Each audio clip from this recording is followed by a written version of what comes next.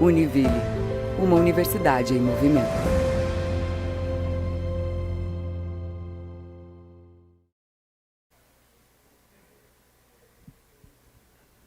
Convidamos a todos para a próxima palestra. Convidamos o senhor Roger Medic, empresário, sócio da empresa 3G Soft, que vai falar sobre o tema Smart Cities. Empreendedor, conselheiro de inovação, autor, especialista em estratégias digitais, tecnologia e apaixonado pelo futuro. Roger Medic é autor do livro Transformação Digital Disruptiva, Criando um Novo Mindset, publicado em 2020. Tem vasta vivência em gestão de times técnicos multidisciplinares, com habilidades e experiências na criação, design, implementação e gerenciamento estratégico de projetos, incluindo estudos e análise de mercado, novos projetos, tecnologias, automação, integração e desenvolvimento de aplicações em IoT, plataforma web, cloud computing e inteligência artificial. Consultor especialista no escopo de tecnologia da informação e comunicação em projetos importantes para o setor de logística e transporte para o governo federal brasileiro através da Universidade Federal de Santa Catarina. Roger Medic. Bom, obrigado, Carlos, obrigado ao Marcelo, por todos que fizeram com que esse evento, diante de desafios, fosse possível. Obrigado pelas palavras, Carlos. Eu vou trazer um pouquinho o contexto sobre o assunto, um assunto bastante interessante que está aí em pauta e eu diria que, diante de grandes falas que foram feitas agora aqui, pelo Modesto e pelo professor Cidral, algumas coisas do que eu vou trazer eu acho que é um complemento, sim. Então vamos em frente. Bom, diante da fala da minha apresentação, em 2020 eu publiquei um livro, meu primeiro livro, já tem um segundo em andamento, chamado Transformação Digital Disruptiva, que é um assunto do momento, inclusive.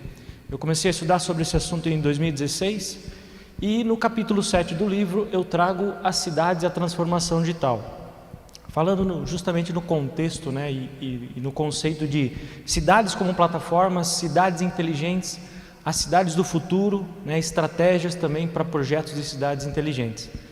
O livro está disponível de forma online e física também. Tem algumas unidades, depois quem desejar pode me procurar também.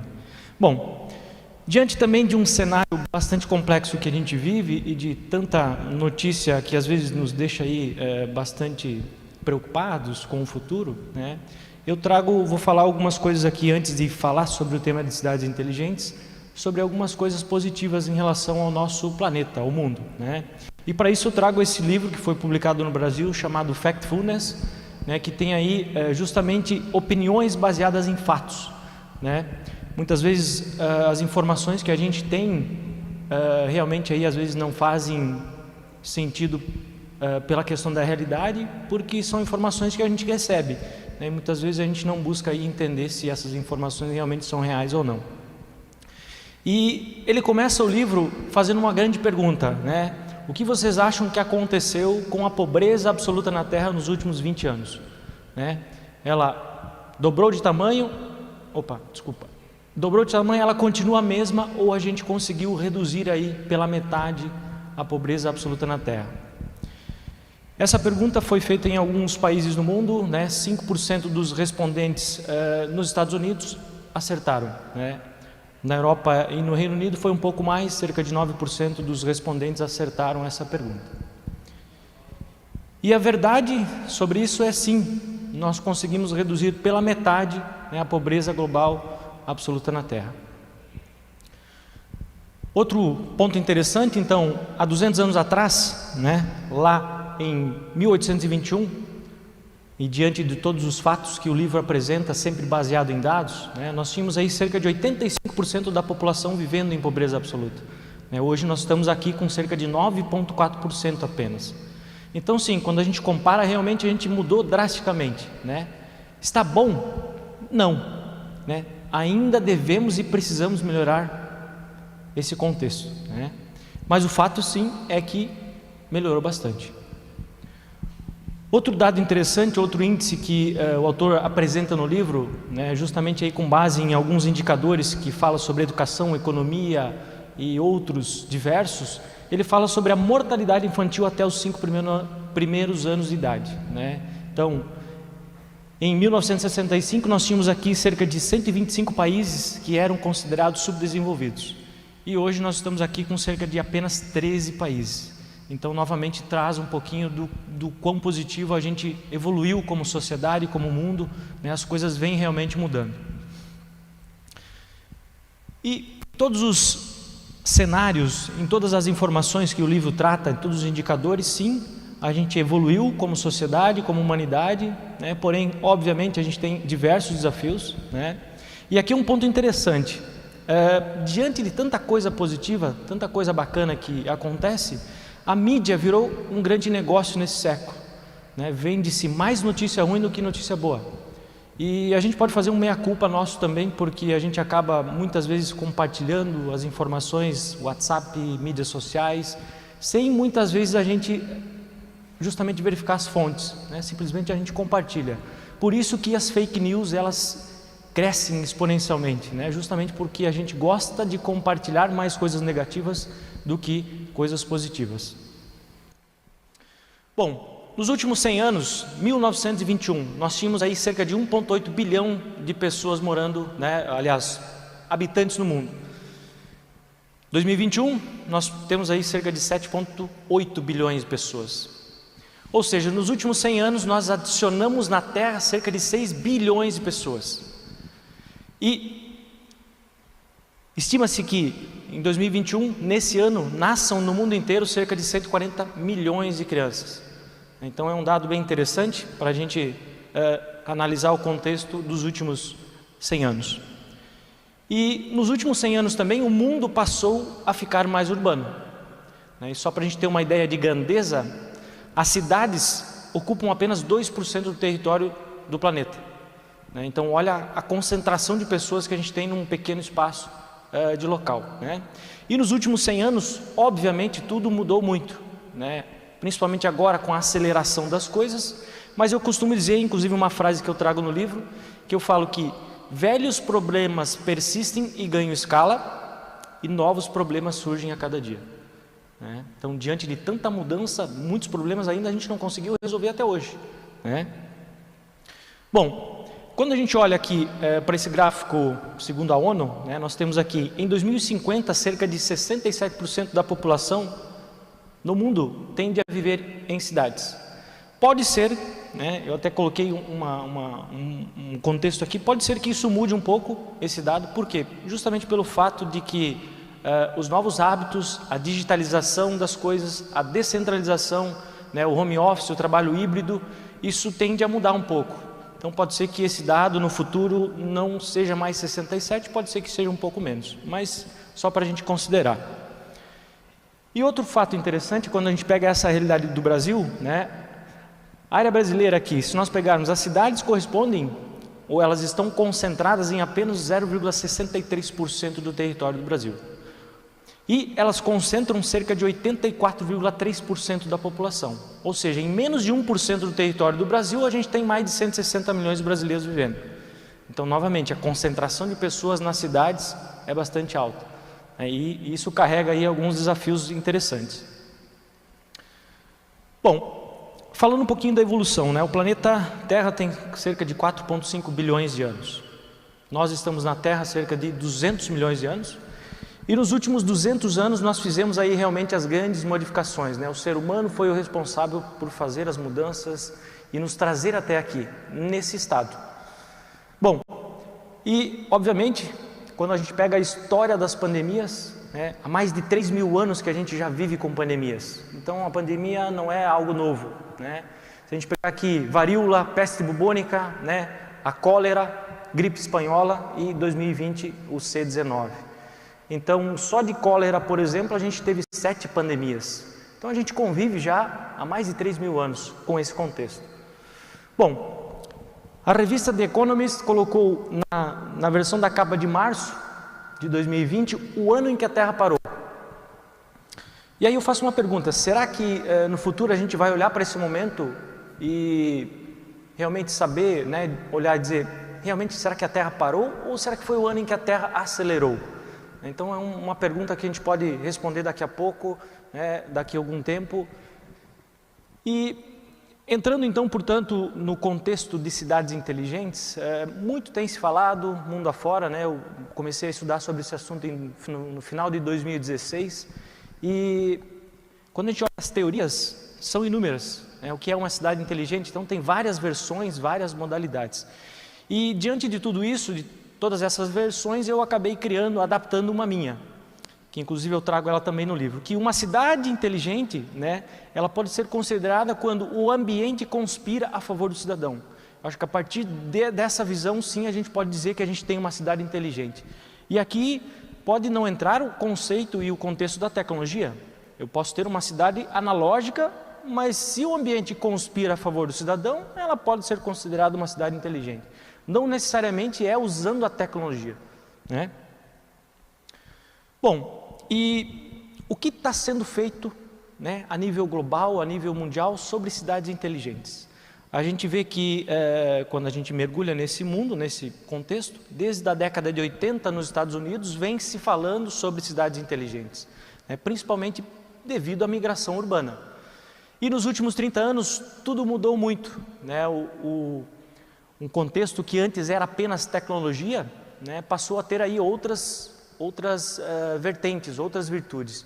E isso se tornou conceitos que a gente já está vendo serem colocados em prática. E quando a gente fala em conceitos e fundamentos, ao analisar e estudar os projetos de cidades ao redor do mundo, né, os projetos de cidades inteligentes que deram certo, eles estão fundamentados em 3 principais pilares. Existem outros, são vários, mas eu trago aqui os 3 principais. E não necessariamente naquela ordem, mas são os 3 principais que eu identifiquei. O primeiro, sim, é a tecnologia, né? Mas a tecnologia, não só a tecnologia da informação e comunicação, mas hoje sim a gente está vendo aí a internet de todas as coisas, né? A internet de serviços e tudo mais. Então, assim, é a tecnologia ainda, mas como ferramenta, não como fim, né? A tecnologia, quando a gente fala de transformação digital, e o título do livro é justamente sobre isso, criando um novo mindset, a gente acaba vendo que o pessoal entende que a transformação digital tem a ver com tecnologia, mas a tecnologia é apenas meio, né? Sempre meio, nunca vai ser o fim. E o segundo é orientado ao cidadão. Então todos os projetos de cidades inteligentes ao redor do mundo colocaram o cidadão no centro dessa transformação, dessa mudança, né? E justamente colocando o cidadão no centro, claro, usando tecnologia para que eu possa, sim, resolver o problema do cidadão, melhorar, né, essa experiência nas cidades. E o terceiro, ele é resultado do 1 e o 2, né? Não na mesma ordem, obviamente, mas o quê? O foco todo em usar a tecnologia, em estar centrado no cidadão, é justamente para melhorar a qualidade de vida das pessoas nas cidades. Bom, e aí vocês podem me perguntar, Roger, é possível fazer cidades inteligentes em qualquer porte, em qualquer tamanho de cidade? Eu diria que sim, é possível a gente construir um projeto de cidade inteligente, seja numa cidade pequena, média, grande. E por que eu digo isso? A gente tem inúmeros exemplos, inclusive antes da pandemia, de cidades como na Itália, no Cairo, na Índia, por exemplo, fazendo projetos de cidades inteligentes em cidades com 2.000 habitantes, 5.000 habitantes, 12.000 habitantes. Mas um contexto interessante é que eles começaram a fazer a empregabilidade dos projetos nos bairros. Então a gente fala muito de cidade inteligente, a gente vai ver uma nova ascensão que é bairros inteligentes, né? E uma concepção justamente trazendo, né, para o contexto do estudo as Smart Villages. Então são vilas inteligentes, ou seja, começando nos bairros e aí se tornando aí um projeto um pouco mais macro no nível de cidade. E a outra pergunta que a gente pode se fazer, né, Roger, por que a gente precisa de cidade inteligente? Bom, o primeiro, até trago aqui, é justamente por quê? Justamente para a gente resolver os problemas da migração urbana, né? Mobilidade, saúde, educação, assistência social, diversos outros problemas que as cidades possuem do qual eu poderia citar. Então esse é o primeiro porquê. O segundo é porque a sociedade, nós estamos ficando mais inteligentes no contexto global. Em termos de uso de tecnologia, né, nós estamos aí digitalizados, como o professor Modesto passou antes. A tecnologia, a gente está dependente da tecnologia, mas a gente precisa repensar algumas formas de como a gente usa a tecnologia. Não ficar refém e sim usá-la como uma ferramenta. Esse é o grande desafio nosso, né, inclusive como indivíduo. E o terceiro é porque muito tem se falado, né, os milênios. Os milênios, eles têm um sentimento de cidadão diferente da geração X, né? Eles são multitelas, eles querem colaborar, eles querem co-criar, eles querem ajudar. E eles têm também um senso muito forte, né, ligado aí com as causas sociais e também com a sustentabilidade, né? Esse é um ponto bastante interessante. Então aqui são 3 porquês do que eu acho que sim, é preciso a gente pensar e o porquê das cidades inteligentes. Bom, portanto, diante disso, sim, é muito possível, né, e a gente tem vários exemplos, fazer projetos de cidades inteligentes, fazer cidades inteligentes ou criar cidades inteligentes. Ou também podemos falar em transformar as nossas cidades em cidades mais inteligentes. Dito isso, eu trago aqui 4 principais pilares. O primeiro deles é o DNA. O quão importante é definir, né, o DNA da cidade. As pessoas, elas não querem mudar de cidades, elas querem cidades melhores, elas querem que a sua cidade seja melhor, né? A identidade governamental onde nós nos sentimos cidadão é a nossa própria cidade. Então esse eu acho que é o ponto principal. Primeiro passo, definir o DNA da cidade. E a partir disso, então, construir toda uma narrativa, construir todo um conceito, um projeto de cidade inteligente no longo prazo. O segundo passo importante é simplicidade, né? Eu costumo dizer que comece, né, espere para começar a fazer os grandes investimentos, os grandes projetos, os grandes investimentos. Comece pequeno, é importante começar, comece pequeno, né, pense no longo prazo, mas comece simples. O terceiro importante é parceria. Muito tem se falado aqui também já sobre o governo não consegue fazer e resolver os problemas de forma sozinho, né? É preciso unir a academia, a universidade, empresas de iniciativa privada.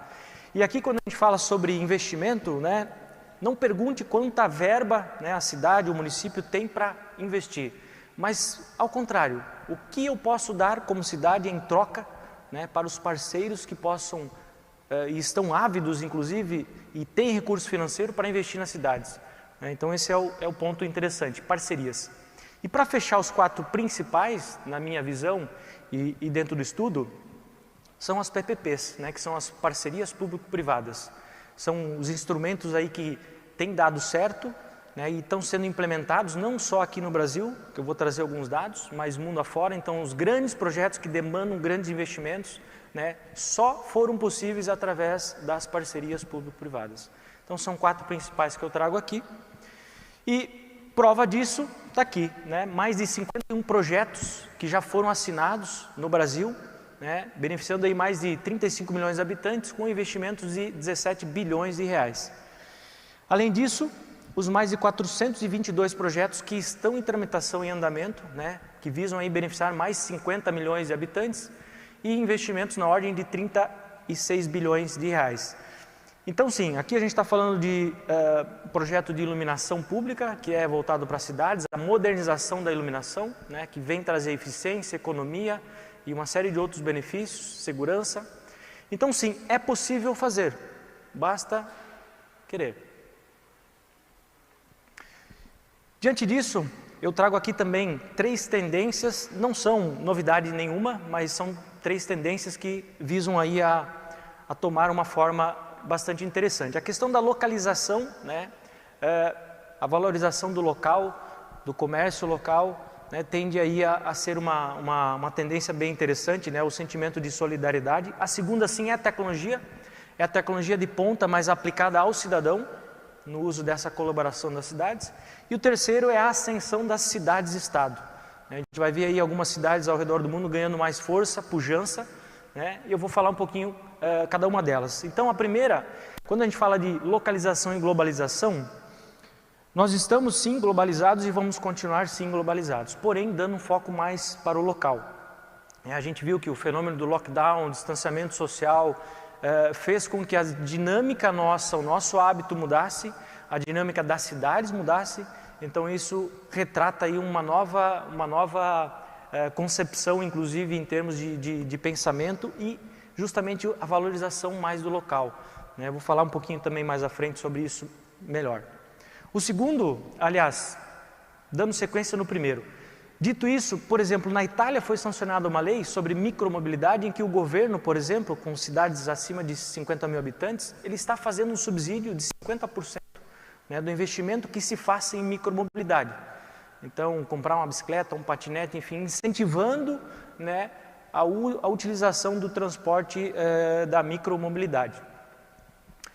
Outro passo interessante que foi comentado antes, e eu me faço uma pergunta, Israel, por exemplo, começou a criar aí o que chamamos dos Pocket Public Spaces, que são os espaços públicos compartilhados, justamente para criar aí essa interação, essa vida nas cidades. Então, claro que a gente não vai mais voltar e não está mais voltando para os nossos escritórios como a gente estava antes da pandemia. Algumas empresas, inclusive ao redor do mundo, decretaram que o trabalho 100% remoto. Então, imagina toda a infraestrutura que você tinha antes, e prédios corporativos, em que agora você não tem mais pessoas trabalhando ali. Então, todo aquele local, ele muda completamente esse habitat. O trabalho do home office, o híbrido, enfim. Mas não foi só Israel, isso aqui é uma tendência. Quando a gente pega, por exemplo, várias cidades ao redor do mundo, já implementando esses espaços públicos compartilhados. Foi comentado antes aqui, como a gente vê a criação desses espaços, isso aqui é vida. É saúde para a cidade, é vivência. Eu acho que Joinville está com um exemplo de um projeto, do projeto criativo, bem interessante. Então isso é uma tendência, essas áreas públicas, a convivência. E aqui eu faço uma pergunta de reflexão. Precisou vir a pandemia para a gente pensar uma solução como essa? Isso mostra a nossa questão da nossa mentalidade. Precisa às vezes acontecer algo para que a gente se movimente, que a gente olhe para fora e, putz, por que a gente não criou isso antes? Não criamos isso antes nas cidades, Bom, portanto, essas novas formas de trabalhar, as novas formas do trabalho remoto, enfim, de conveniência, também nos fizeram criar novos hábitos. E aqui um exemplo de valorizar o comércio local. Então, é uma tendência bastante grande, e isso traz, obviamente, novas oportunidades para todos. Empreendedorismo, concepção de novos ambientes, enfim, uma série de outros benefícios que a gente poderia citar aqui. A segunda tendência, que não é na verdade uma tendência, mas ela continua sendo parte desse processo e não é novidade nenhuma, é sim o uso da tecnologia. A gente está vendo a inserção das novas tecnologias, inclusive como realidade virtual, a própria inteligência artificial. A gente está um pouco distante ainda dessa realidade, principalmente quando a gente fala das cidades, mas é uma tendência. E o que antes da pandemia, por exemplo, estava engatinhando, estava acontecendo de forma um pouco lenta, digamos assim, até porque a gente tem transitado no ambiente da indústria, principalmente, já foi colocado esse gráfico antes, mas aqui a gente tem aí as 4 revoluções. Então, a primeira que foi vapor, ferrovia, eletricidade, computação, e agora a gente está aqui na quarta, que é justamente, muito se fala de indústria 4.0, o tudo 4.0. Então essa é uma tendência, obviamente. Então, na nossa realidade brasileira nós estávamos engateando, mas agora com a pandemia, obviamente, isso acelerou. E aqui a gente pode falar, sim, a transformação digital ela está em pleno andamento. E quando a gente fala em termos de governo, ou seja, como fazer, esse é o grande desafio, como fazer a inovação dos serviços ao cidadão. Ontem, o governo federal mostrou alguns dados, algumas informações sobre a digitalização do serviço no governo federal, que é um passo bastante importante, mas nas cidades a gente está muito distante dessa realidade. A gente precisa justamente acelerar isso. A gente vê alguns projetos sendo implementados, mas muito com um foco no operacional, para buscar eficiência no governo, e a gente vê muito pouco realmente a transformação do modelo de serviços acontecendo. Eu costumo dizer que frequentei aí mais de 4 estados, mais de 50 cidades nos últimos 3 anos. Fiz vários projetos, consultorias, enfim, e a gente vê que o nosso sistema de governo, eu digo que ele é do século XIX, né? A gente está usando ferramentas do século XX para tentar resolver problemas do século XXI. Então, não dá mais certo, né? A velocidade com que o cidadão precisa das soluções é muito maior do que o governo tem capacidade de entregar hoje. Então, esse é um grande gargalo, né? Mas, enfim, a gente sabe dos desafios, a gente quer justamente, né, esse evento é justamente para isso, para a gente pensar soluções de forma conjunta. Essa imagem fala por si só, né? É preciso vermos as mudanças, né? Digital não é mais nenhuma tendência, nenhuma novidade, nenhum hype, nenhuma moda, é sim e já passou de uma pendência. Aqui falando em termos de governo, né? Assim como a iniciativa privada fez a revolução digital para melhorar a experiência do usuário, né? O X significa User Experience, né? Ou seja, melhorar cada vez mais a experiência do usuário. O governo, por sua vez, precisa também fazer algo relacionado a isso. Ele precisa conhecer quem que é o cidadão, né? Quais são os anseios, onde estão, enfim, como é que eu consigo conhecer melhor esse cidadão e a partir disso, usando o digital, usando as ferramentas, né, para entregar aí mais agilidade, simplicidade e conveniência para o cidadão. Essa pesquisa é bem interessante, que relata muito bem isso que a gente está falando, a expectativa do cidadão em relação ao governo. A gente tem aqui 4 anos de pesquisa, 14, 16, 19 e 21, e o 21, amarelo, é a tendência justamente, o que o cidadão, vou destacar 2 apenas aqui, cidadãos esperam um governo digital, né? Foi um dado bastante interessante em relação ao quanto aumentou a expectativa do cidadão em relação ao governo. E o segundo é priorizam o acesso aos smartphones dos serviços digitais. Então também isso aumentou. Então essa é a expectativa do cidadão. Nós como governo estamos olhando, né, para esse contexto, então esse é um caso bem interessante. Inclusive foi publicado nesse ano uma lei, né, a 14129 do governo federal, que instiga justamente a digitalização dos serviços em dispositivos móveis. E aqui eu trago um pouquinho do conceito do que a gente vem falando justamente com essa visão de se reorganizar o modelo de cidade. Então, onde a gente monta ou cria um ecossistema, nesse ecossistema ele faz parte, toda a parte de serviços, obviamente, a informação e sim a participação, né, a participação do cidadão. Então, esse é um modelo que a gente vê que as cidades que fizeram as transformações deu certo, né, as cidades se transformando em plataformas, né? Então, esse também é bem interessante para a gente levar em consideração.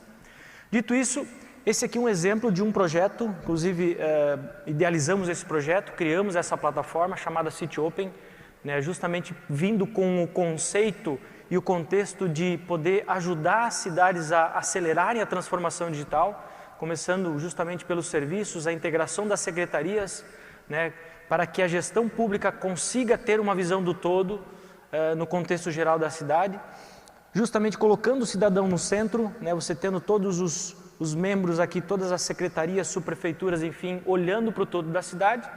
À direita a gente tem só um exemplo de informação geolocalizada das demandas e o quanto isso traz uma visão de gestão, né?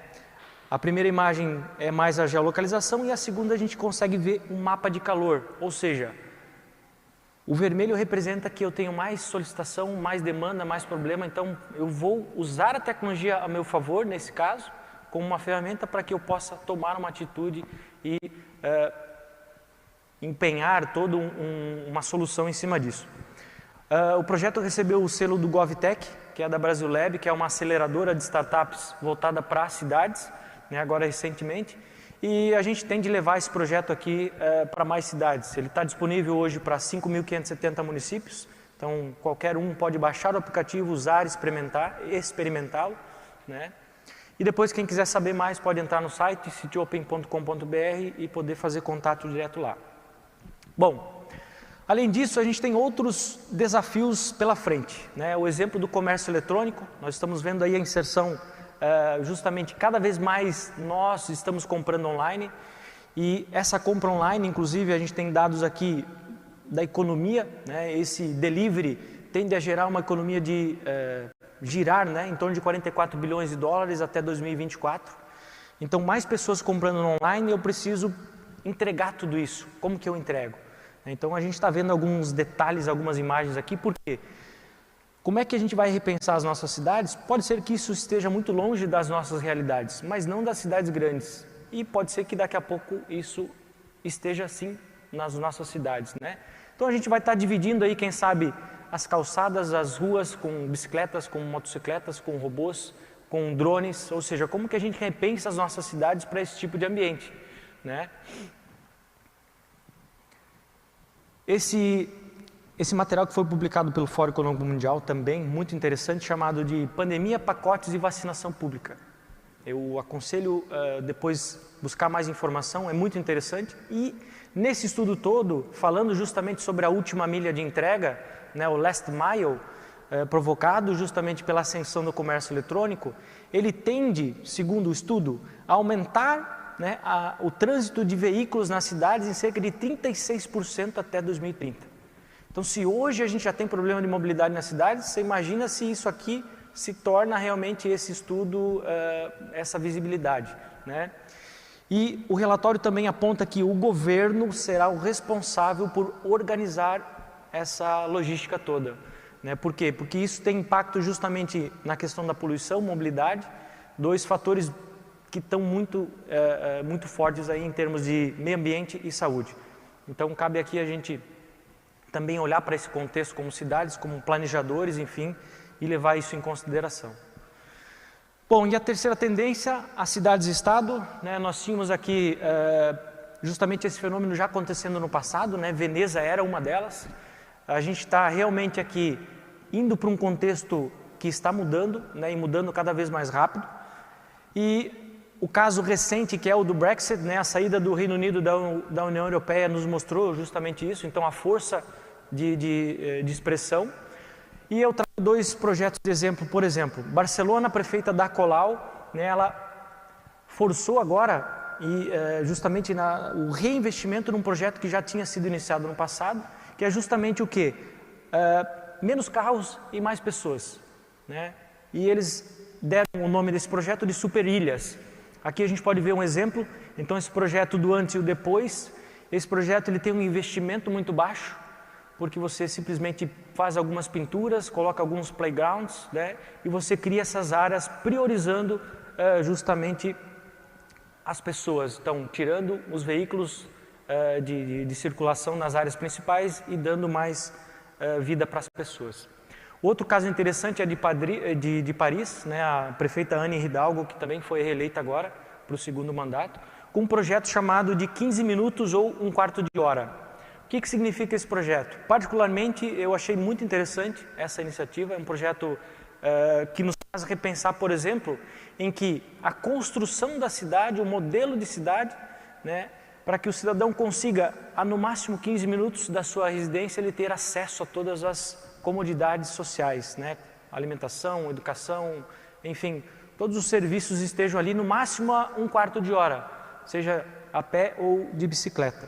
Então é uma concepção bem legal, bem interessante. Por que não a gente começar a adotar esse tipo de solução como forma experimental e como uma startup? Você vai experimentando, vai melhorando, vai aprendendo, vai ampliando e daqui a pouco isso se tornou um projeto de cidade como um todo.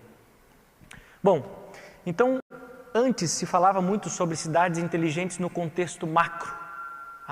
Cidade era uma moda, enfim, existia inclusive rankings de cidades inteligentes, né, onde a tecnologia era bastante medida. Então, você tinha um ranking muito mais pela tecnologia utilizada, claro que nos impactos, mas agora o que a gente vai passar a ver? A gente vai ver a inteligência nos bairros, né, os Smart Villages que eu comentei antes, com uma visão mais micro e não mais tão macro. Por quê? Justamente por causa do fenômeno da valorização do local, do distanciamento social, isso criou uma nova dinâmica. E isso muda completamente aí as nossas políticas públicas, né? A inovação ela precisa estar no DNA justamente das políticas públicas. E quando a gente fala em políticas públicas, nesse ano nós iniciamos sim um novo ciclo no Brasil, né? Ele começou para uns e recomeçou para outros. Então é importante que esse novo ciclo de planejamento, desenvolvimento, tenha justamente aí a inovação dentro desse modelo de concepção e ainda mais a resiliência. Não só a inovação, mas a resiliência de você estar se modernizando, evoluindo com todo esse contexto de mudança. Bom, outra questão que eu trago para repensar é justamente a colaboração. Então o governo precisa repensar esse contexto.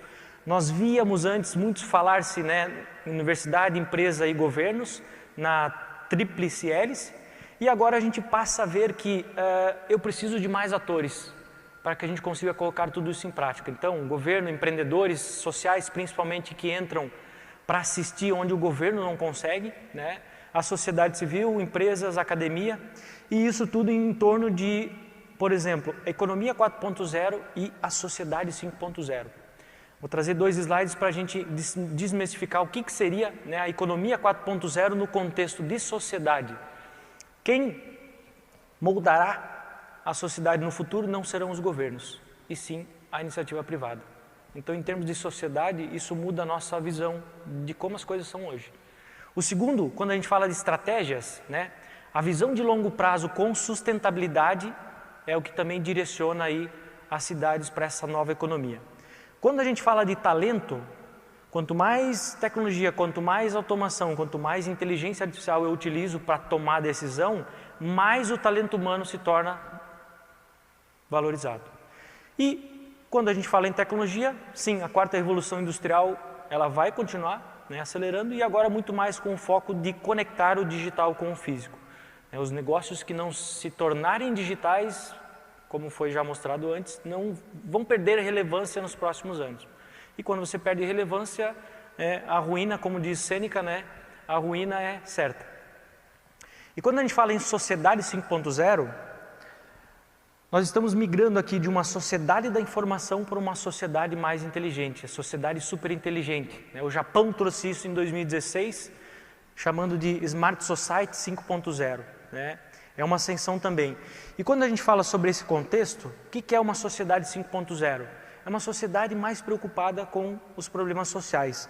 Aqui a gente tem 2 escalas. Os problemas sociais locais, nesse caso que são do Brasil. Essas informações é de um estudo da CNI, né? E aqui eu vou citar apenas 3, os principais. Então, quais os nossos problemas locais? Saúde, corrupção e drogas, por exemplo. E quando a gente fala de problemas sociais a nível global, que todos os países estão passando, né, a gente pode falar aí envelhecimento populacional, as mudanças climáticas, pobreza, fome, dentre outros. Então é uma sociedade mais preocupada em ajudar a resolver esses tipos de problemas. Bom, dito isso, o que muda então do contexto de antes das cidades inteligentes, que inclusive tinham rankings, né? Por exemplo, Viena, Singapura, Londres, Nova York, que eram considerados cidades inteligentes, com o uso de tecnologia, acabaram sendo pegas muito despreparadas pela pandemia. Então, a inteligência que antes era foco, acabou agora não sendo mais tanto o foco na inteligência, mas sim na resiliência. Então, isso nos mostrou as nossas vulnerabilidades também. Isso muda, obviamente, a nossa concepção. Mas o conceito de cidade inteligente não mudou. Ela vai permanecer, na minha visão, aconteça o que acontecer, uma cidade inteligente pode ser considerada um ambiente que conspira a favor do cidadão. Faltam 2 slides para concluir. Quando a gente olha esse gráfico no tempo, há cerca de 250 anos atrás, desde 1700, nós temos aqui as ondas de inovação. E, em particular, as últimas 3 ondas de inovação, elas estão acontecendo juntas agora ao mesmo tempo, né? Isso é resultado da maturação de 50 anos de investimentos em tecnologias da informação e comunicação, e que, quando a gente une hardware, software, rede e agora sistemas em rede com a internet das coisas, são esses os motores da transformação digital. É aqui que nós estamos vivendo agora, a mudança da plataforma base para tudo que a gente tem, desde educação, varejo, indústria, logística, agronegócio e tudo mais que a gente puder imaginar. E como forma de ilustrar tudo isso, os desafios e oportunidades. Bom, na década de 90 nós tivemos aqui a tecnologia ganhando um avanço exponencial, Os indivíduos, nós não conseguimos acompanhar a evolução das tecnologias. Os negócios também não conseguiram acompanhar a evolução das tecnologias, justamente pelo crescimento exponencial. E quando nós olhamos para as políticas públicas, elas estão muito mais distantes das tecnologias, dos negócios e dos indivíduos. Então, é nesse contexto, até para trazer como reflexão, nós precisamos, como indivíduos, como cidadão, como empresa, fazer algo para que a gente consiga diminuir esse distanciamento, esse gap, né? Porque senão a gente vai ter aí não vai conseguir acompanhar essa evolução de uma forma saudável. Bom, o nosso objetivo, né, quando a gente conversou sobre a ideia do evento, de criar esse seminário, foi justamente com um propósito meu como cidadão, nosso como universidade, como Inovapark, junto com o Carlos, né, puxando essa frente, para que a gente consiga criar um ambiente, para que a gente consiga dar esse primeiro passo em conscientização, para que a gente consiga criar projetos, né, ajudar as cidades a criarem cidades à prova do futuro, né, falando muito mais sobre cidades eficientes e resilientes. E o primeiro passo que nós resolvemos dar foi justamente a criação do projeto IoT Live Lab, que está sendo construído aqui dentro da universidade, utilizando o campus como um laboratório vivo, porque ele simula justamente uma cidade, uma mini cidade. Então a gente tem todas o ambiente, ele é propício para isso, e em conjunto a gente está começando a fazer isso aqui no nosso ambiente e depois, por que não expandir esse modelo inclusive para outras cidades, né? Então esse é o nosso propósito. Gostaria de agradecer pela atenção, né? Meu LinkedIn está aqui, podem fazer contato comigo, tiver dúvida, perguntas, vou ficar também aqui à disposição de todos vocês e muito obrigado.